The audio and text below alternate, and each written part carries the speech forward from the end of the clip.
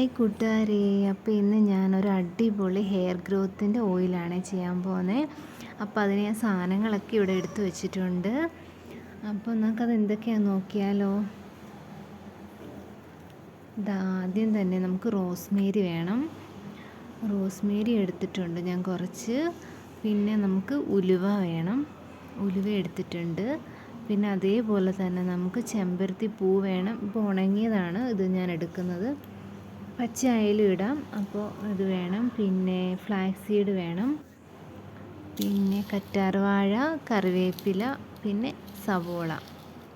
ചെറിയ ഉള്ളി ആയാലും ചേർത്ത് കൊടുക്കാം. എൻ്റെ കയ്യിലിപ്പോൾ സവോളയാണ് ഞാൻ ചേർക്കുന്നത്, അപ്പോൾ അത് വേണം.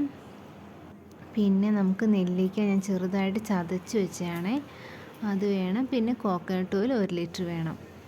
ഇത് നമ്മുടെ ആവണക്കെണ്ണയാണ്. അപ്പോൾ ഞാൻ 1 ലിറ്റർ കോക്കനട്ട് ഓയിൽ എടുക്കുന്നതെങ്കിൽ നമുക്കൊരു 250 ml ആവണക്കെണ്ണ ചേർത്ത് കൊടുക്കണം കേട്ടോ. ഇത് മെയിനാണ്, ഇത് ചേർക്കണം. അപ്പം നമുക്ക് വെളിച്ചെണ്ണ നമുക്ക് ചൂടാക്കി എടുക്കാം. ചൂടായി വരുമ്പോഴേക്കും നമുക്ക് ഫ്ലാക്സ് സീഡും റോസ്മേരിയും പിന്നെ ഉലുവയും ചേർത്ത് കൊടുക്കാം. നന്നായിട്ട് തിളച്ച് വരുമ്പോഴേക്കും നമുക്ക് ചെമ്പരത്തിപ്പൂ ചേർത്ത് കൊടുക്കാം കേട്ടോ.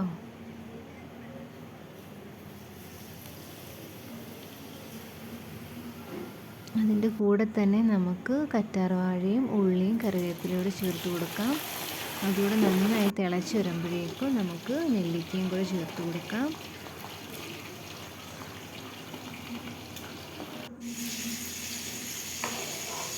നന്നായിട്ട് തിളച്ചതിൻ്റെ ആ ഒരു പതയൊക്കെ മാറി വരുന്നുണ്ട് കേട്ടോ. അപ്പോൾ ഇതാണ് ഇതിൻ്റെ പരുവം. ആ ഒരു പദം മാറി വരണം.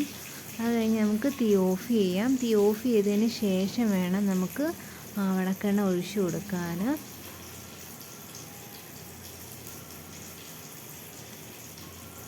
ആ ചെറു ചൂടിലോട്ട് നമുക്ക് ഈ ആവണക്കെണ്ണ ഒഴിച്ചു കൊടുത്തിട്ട് നന്നായിട്ട് ഇളക്കി മാറ്റി വെക്കാം.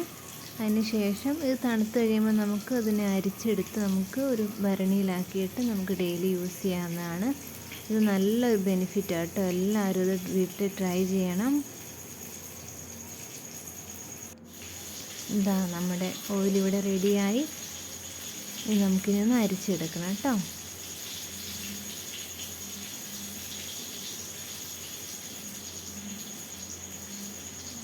ബൈ.